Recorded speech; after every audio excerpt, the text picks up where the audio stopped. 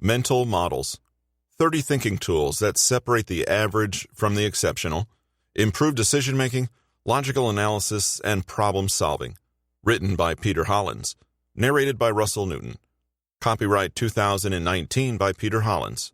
Production copyright by Peter Hollins.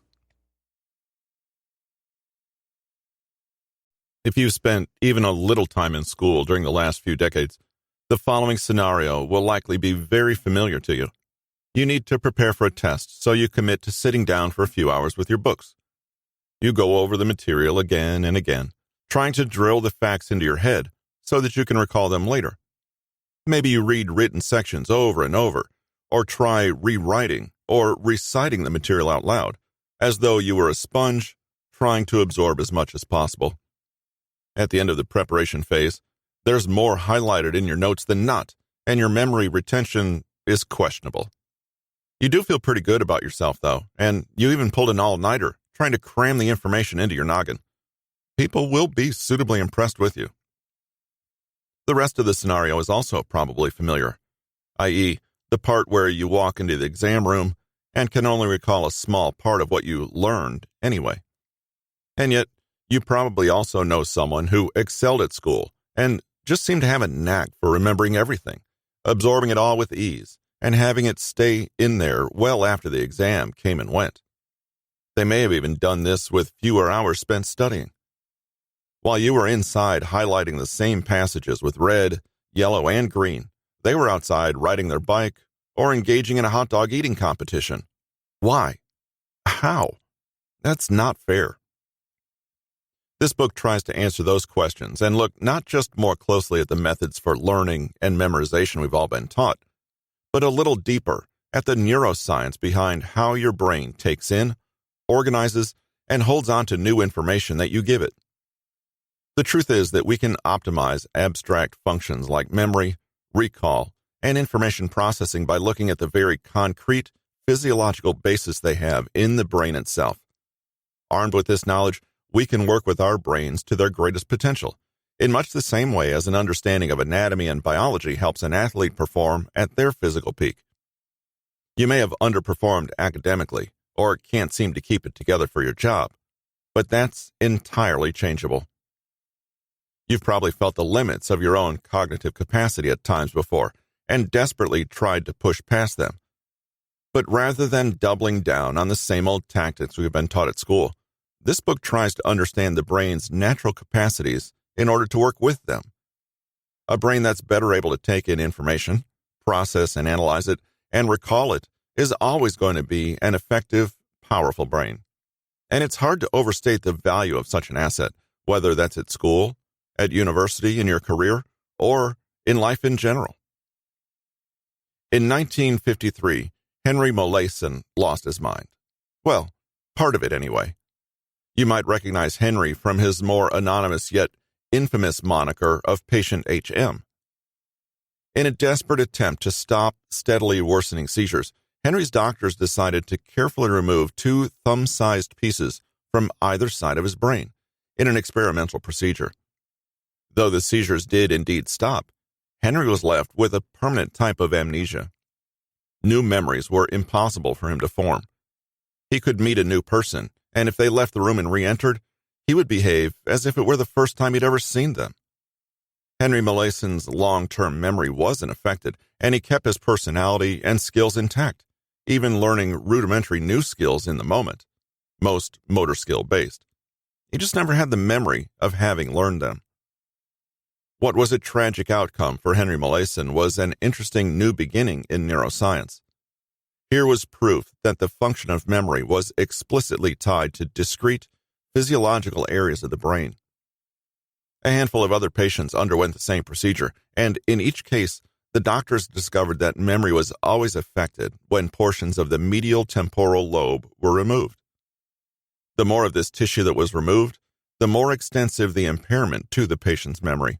This was a turning point in understanding the function of the brain, and it's integral to our understanding of neuro-learning.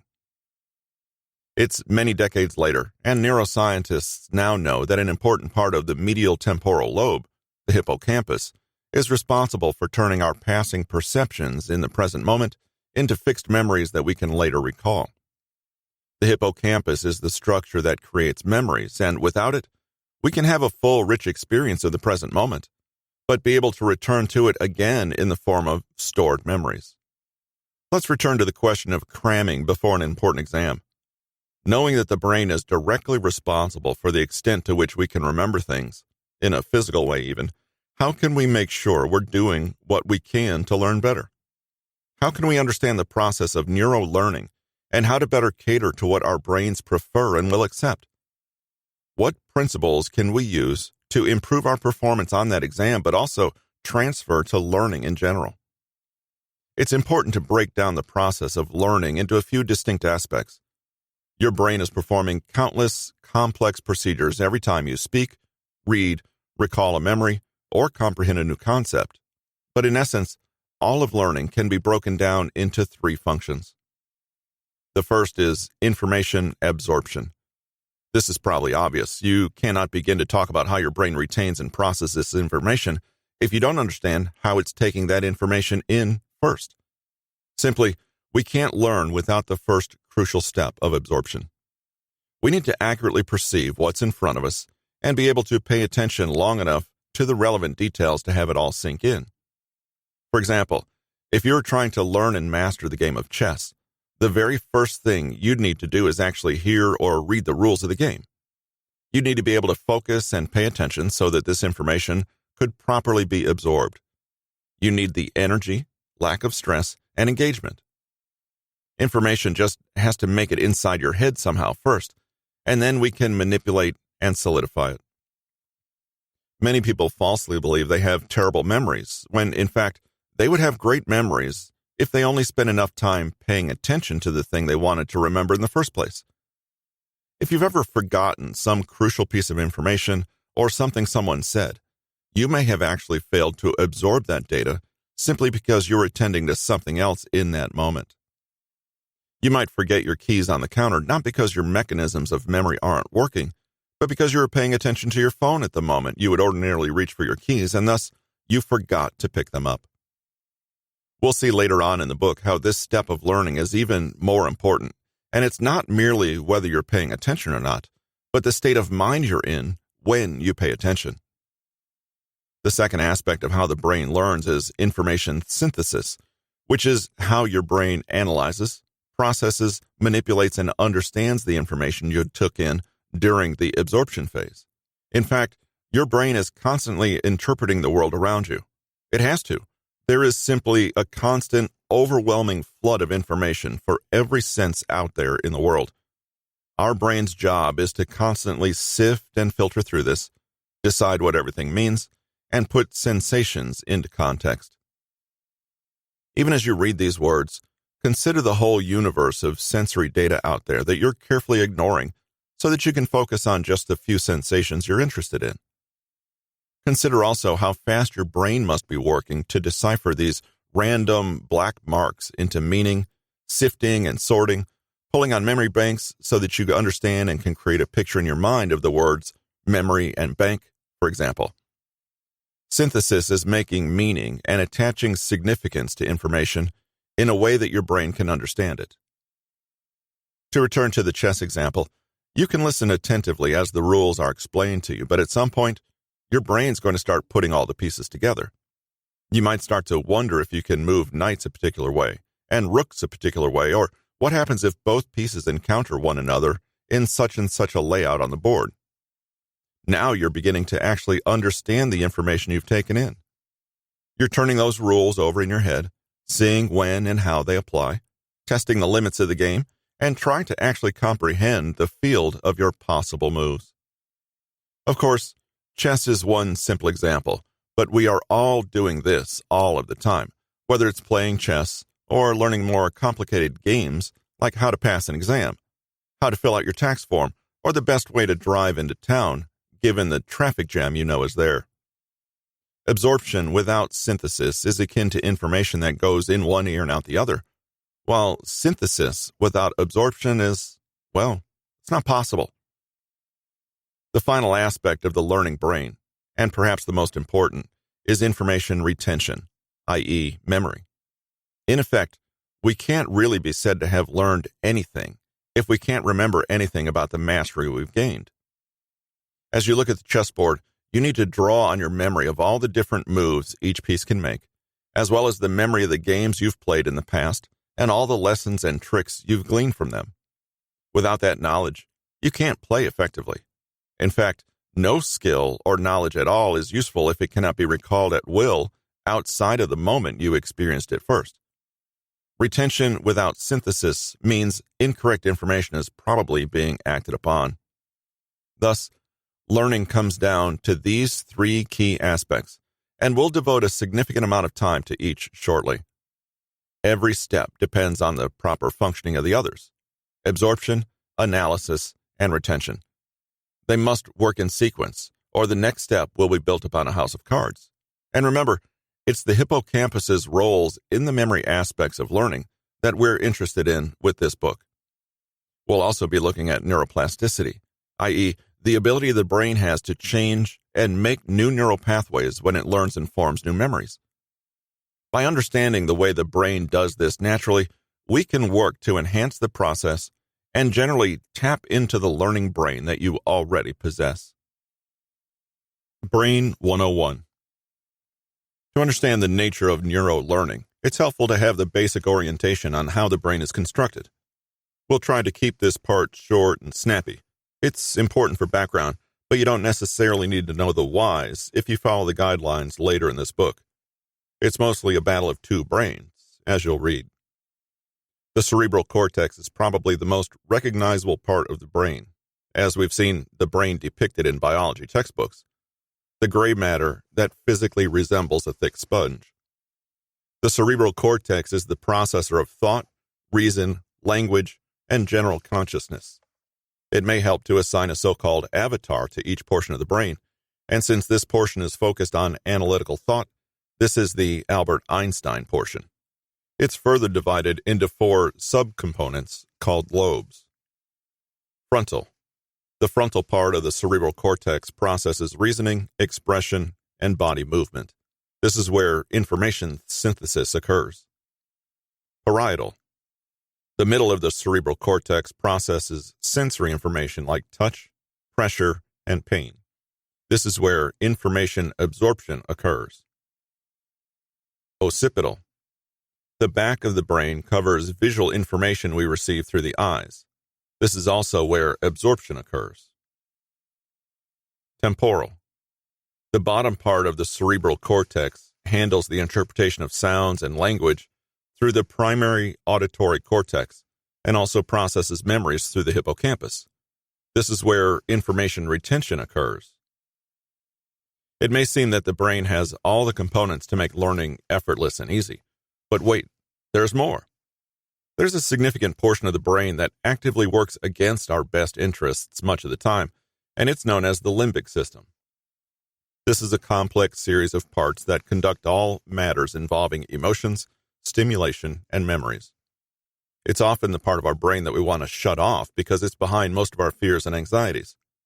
As such, we can think of an avatar for the limbic system as an easily spooked and skittish cat who runs from everything and everyone. At this point, it's pretty tough to absorb, synthesize, retain, or even think straight. Major components of the limbic system include the following. Thalamus. A mass of gray matter resting between the two halves of the brain. The thalamus relays sensory and motor signals, which help regulate the body's circadian rhythms and functions like sleep. This can create distraction from your learning activities. Hypothalamus. Positioned directly below the thalamus, the hypothalamus controls responses to hunger and thirst, emotions, body temperature, and the automated nervous system. How can you focus if you're too cold or hungry? Amygdala. A tiny oval inside each of the brain's hemispheres, the amygdala is the hothouse for emotions, survival instincts, memories, and sex drive. Learning and emotion don't play well together, as one requires focus and the other demands it. Also part of the limbic system is the hippocampus, which we mentioned earlier. The hippocampus's main objective is the formation and long-term maintenance of memories. As such, a useful avatar would be the elephant, known for its memory abilities. So why is the hippocampus grouped in with the parts of the brain that are counterproductive? Because memories are not only conscious pieces of information, they're also subconsciously coded and contain multitudes of emotion. Learning effectively really comes down to a battle of two brains, the prefrontal cortex and the limbic system. The prefrontal cortex is probably where most of us exist in our minds. The conscious and analytical part of us that makes choices based on the information we've obtained. It's the hub of free will and our personality development, including decision-making, planning, and thought and analysis. It's like the conference room of the mind. The prefrontal cortex is where we try to organize our behavior and thoughts with the goals we've set up. It's typically associated with executive function, where we make judgments and decisions and formulate strategies to align our actions with our beliefs, like moral or value judgments, good versus bad, better versus best, qualitative assessments, similarities and differences, consequential thinking, what will happen if certain actions are taken, what's the predicted outcome, and social behavior. We use the prefrontal cortex to predict stock market rises, strategize marriage proposals, figure out if we're going to dress up like a unicorn, and decide where to get lunch. If we're pondering the possibilities of neuro-learning, the prefrontal cortex is where we begin and end. Unfortunately, it's clear that not all of our intentions translate into actions, and our tendency to act against our best interests is due to the other brain. Our prefrontal cortex is in a constant battle with the limbic system, the part of the brain that's unconsciously dictating our actions by focusing on fear, survival, needs, risks, and desires. The limbic system thinks it's still the year 10,000 BC and hasn't updated itself despite the world around it changing dramatically.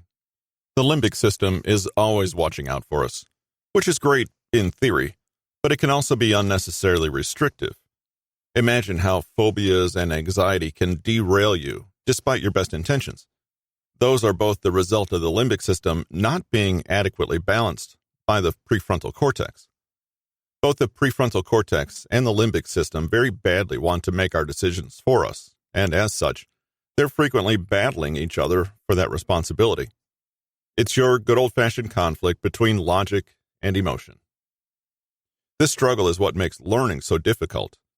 As your prefrontal cortex is making evidence and logic-based decisions, your limbic system hijacks that process with its emotional response.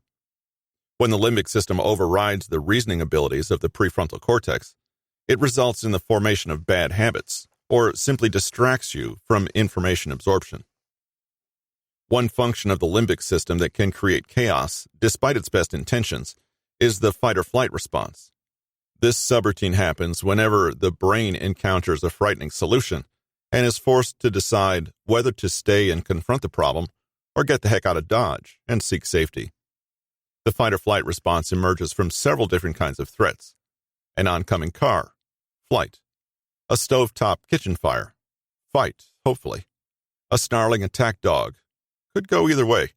Or a vindictive father-in-law knocking at your door with a shotgun. You're on your own. In a suddenly stressful situation, the body releases hormones that signal the body's sympathetic nervous system, which alerts the adrenal system to release hormones that spur the chemical production of adrenaline or noradrenaline.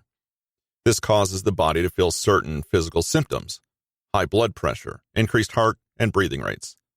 The body doesn't return to normal until between 20 and 60 minutes after the threat goes away. Obviously, the fight-or-flight response is key to one's ongoing survival, but it also has certain drawbacks. Most troublesome is the fact that it doesn't differentiate between actual threats or just perceived ones. Yes, it reacts to a speeding car going through an intersection and heading straight toward you, but it also reacts to misinformation that perpetuates fear of unrealistic events, the recurrence of diseases that have been cured, a swarm of killer bees, a zombie apocalypse, or a piano falling from a tall building. These just don't happen. Not even the zombie apocalypse. And the limbic system's inaccuracy about such potential events is what leads to the development of phobias, which have an oversized influence on the super-reasonable prefrontal cortex. Additionally, The amygdala, that tiny part of the limbic system, also causes some headaches for the prefrontal cortex. Similar to the fight-or-flight mechanism that calls up our survival instinct, the amygdala processes our emotional responses to outside stimulation. Working from information sent from the thalamus through the neocortex, the amygdala decides what emotion to feel and floods the brain with hormones.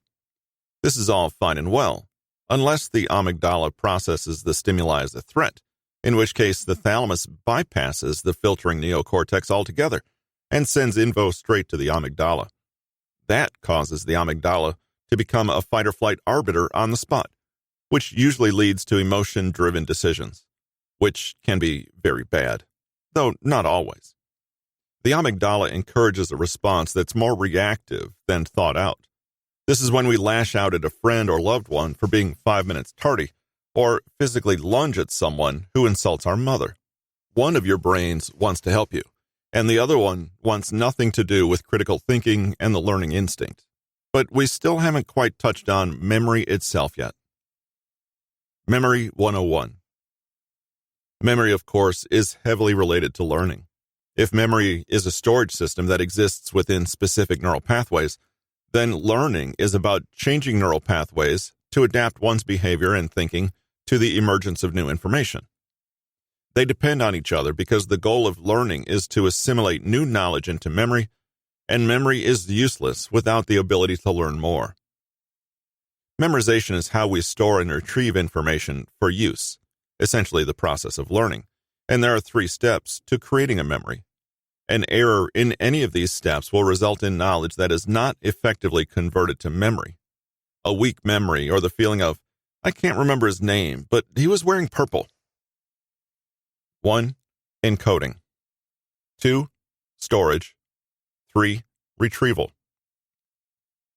Encoding is the step of processing information through your senses. We do this constantly, and you're doing it right now.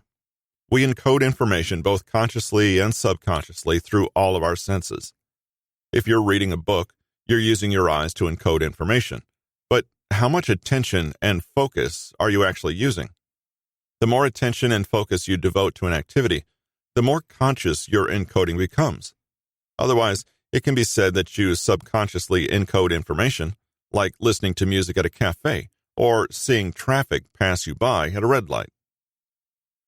How much focus and attention you devote also determines how strong the memory is, and, consequently, whether that memory only makes it to your short-term memory or if it passes through the gate to your long-term memory. If you're reading a book while watching television, your encoding is probably not too deep or strong. Storage is the next step after you've experienced information with your senses and encoded it. What happens to the information once it passes through your eyes or ears? There are 3 choices for where this information can go, and they determine whether it's a memory that you will consciously know exists. There are essentially 3 memory systems: sensory memory, short-term memory, and long-term memory. The last step of the memory process is retrieval, which is when we actually use our memories and can be said to have learned something.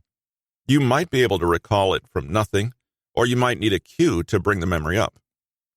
Other memories might only be memorized in a sequence or as a part of a whole, like reciting the ABCs and then realizing you need to sing it to remember how it goes.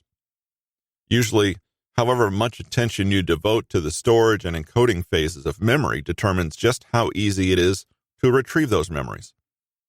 Most of the learning process isn't necessarily focused on retrieval, it's focused on the storage aspect and what you can do to force information from sensory and short-term areas into long-term areas. Think about when you cram for a test. You want information you experience to be in your brain for perhaps 24 hours, which means it has to exist beyond short-term memory and certainly beyond sensory memory. You might not care if you remember this information about the French Revolution at the end of the year, so you'll reach a level of attention and focus that will push the information into the hazy area between short-term and long-term memory. In reality, what's happening is that you'll rehearse the information enough to make a very faint imprint on your long-term memory. Improving your learning, in a sense, is the same as improving your memory capacity and how absorbent your memory is. The more sponge-like, the better. However, learning is both the process of improving memory while also getting better at not forgetting. Why do we forget? Why can't we remember this fact? How did we ever let something slip from our brains? As you've read, forgetting is usually a failure or shortcoming in the storage process. The information you want only makes it to short-term memory, not the long-term. The problem isn't that you can't find the information in your brain. It's that the information wasn't embedded strongly enough in your brain to begin with. Sometimes it's easier to think about forgetting as a failure in learning. There are generally 3 different ways you retrieve or access your memories. 1. Recall. 2. Recognition. 3. Relearning. Recall is when you remember a memory without external cues. It's when you can recite something on command in a vacuum. For example, looking at a blank piece of paper and then writing down the capitals of all the countries of the world. When you can recall something, you have the strongest memory of it. You've either rehearsed it enough or attached enough significance to it so that it is an incredibly strong memory within your long-term memory. Of course, because recall represents the strongest level of memory, it's also typically the toughest to achieve. It would typically require hours of rehearsal or study to get anywhere close to this. When we study, we want information to enter this realm, but we will usually settle for the next type of memory retrieval. Recognition is when you can conjure up your memory in the presence of an external cue. It's when you might not be able to remember something by pure recall, but if you get a small clue or reminder, you'll be able to remember it. For example, you might not be able to remember all of the capitals of the world, but if you got a clue such as the first letter of the capital or something that rhymes with the capital, it would be fairly easy to state it. When we cram information, this is typically what we end up with. This is also how mnemonics and similar memory devices work. We know we aren't able to definitively store and recall so many pieces of information with a massive amount of rehearsal, so we work on chunking information into easily recognizable cues. Relearning is undoubtedly the weakest form of recall. It occurs when you're relearning or reviewing information, and it takes you less effort each subsequent time. For example, if you read a list of country capitals on Monday and it takes you 30 minutes, it should take you 15 minutes the next day, and so on. Unfortunately, this is where we mostly lie on a daily basis. We might be familiar with the concept, but we haven't committed enough of it to memory to avoid essentially relearning it when we look at it again. This is what happens when we are new to a topic or we've forgotten most of it already. When you're in the relearning stage, you essentially haven't taken anything past the barrier of short-term memory into long-term memory. Not only are we fighting weak encoding or storage in our quest for learning, but we're also fighting the brain's natural tendency to forget as soon as possible. This is encapsulated by the forgetting curve, a concept pioneered by psychologist Hermann Ebbinghaus. This shows the rate of memory decay and forgetting over time if there's no attempt to move this information into long-term memory. If you read something about the French Revolution on Monday, then it's typically expected that you'll remember only half of it after 4 days, and retain as little as 30% at around a week's time. If you don't review what you've learned, it's very likely you'll only retain 10% of what you learned about the French Revolution. At some point, you might just remember that a short guy named Napoleon was involved. However, if you review and rehearse it, you'll retain and memorize more over time. You'll bump the retention level back up to 100%, and then the graph will start to become shallower, indicating less decay. The goal with the knowledge of the forgetting curve is to make the curve shallower, to make it resemble a horizontal line as much as possible. That would indicate very little decay, and doing that requires constant review and rehearsal. Ebbinghaus found patterns for memory loss and isolated 2 simple factors that affected the forgetting curve. First, the rate of decay was significantly blunted if the memory was strong and powerful and had personal significance to the person. Second, the amount of time and how old the memory was determined how quickly and severely it decayed. This suggests there's little we can do about forgetting other than to come up with tactics to assign personal significance to information and rehearse more often. As you can see, forgetting isn't as simple as having something on the tip of your tongue or rummaging through the stores of your brain. There are very specific processes that make it a near miracle that we actually retain as much as we do. Now that you've been inundated with more brain science than you've likely read since high school, let's shift gears and talk about the psychological factors that are key to effective learning. This is nicely summed up in what's called the learning success pyramid. This takes us from the biological processes to the psychological mindsets that help us in our goals. The learning success pyramid. Legendary college basketball coach John Wooden was also an astute personal philosopher who developed the pyramid of success. He intended it as a diagram to guide students through 15 different blocks on the course to success in their personal and practical ventures. Wooden's model has been appropriated by several others who have sought to provide roadmaps for success or accomplishment, including educator Susan Kruger. She developed the learning success pyramid, which identifies the necessary elements one must bring to ensure accomplishment in learning throughout their life. Thoughtfully, Kruger kept her number of blocks to 3, down from Wooden's 15. Confidence, self-management, learning. Confidence. At the base of Kruger's pyramid is the self-conviction that we can learn.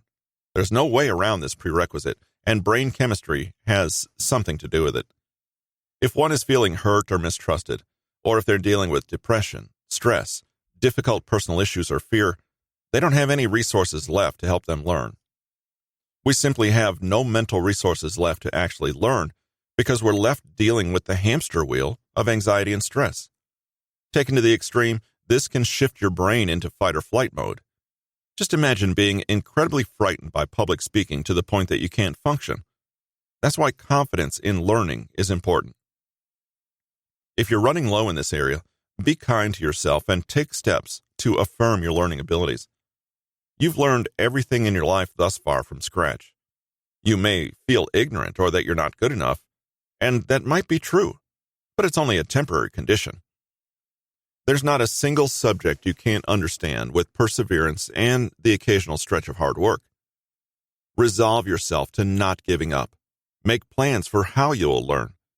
Be forgiving of yourself if you need to take a lot of time, and mark your progress as you go along. If there's a pot of gold at the end of the rainbow, and you don't think you can follow the rainbow, it starts to feel pointless. But if you believe that you can, this belief can carry you through demotivating times.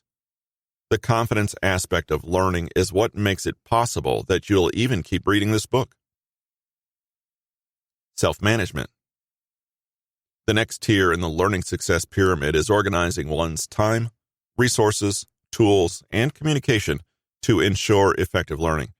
And once again, this process is dictated by how our brain handles incoming information.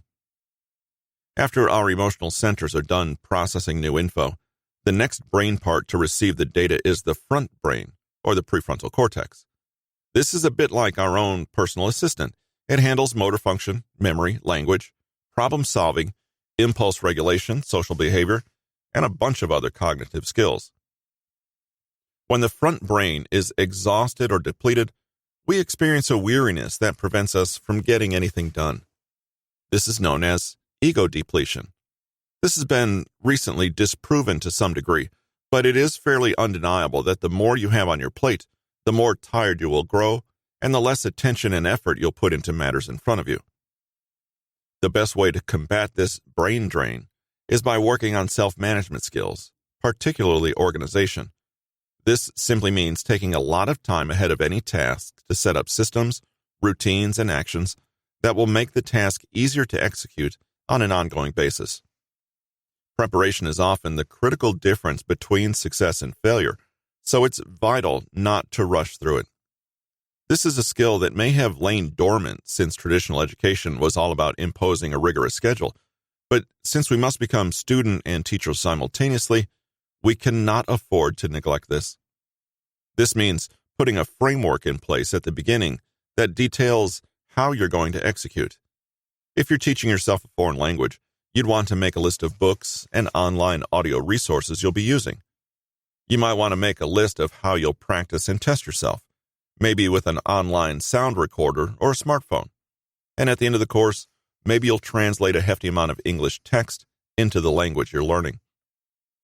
This step might seem a little laborious, especially when you just want to jump into the material, but it will save a huge amount of time down the road and help you learn infinitely more. Regulating yourself into learning better is important because once you've led the horse to water, once you've found the resources, the horse must drink the water itself. You must do it yourself. Learning. Well, here you are. This is the third and final step to the learning process, the actual learning.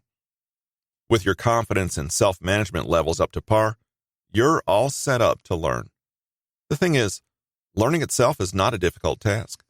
But most people make the mistake of believing that this third stage is where they should begin, rather than addressing their confidence and self-regulation issues.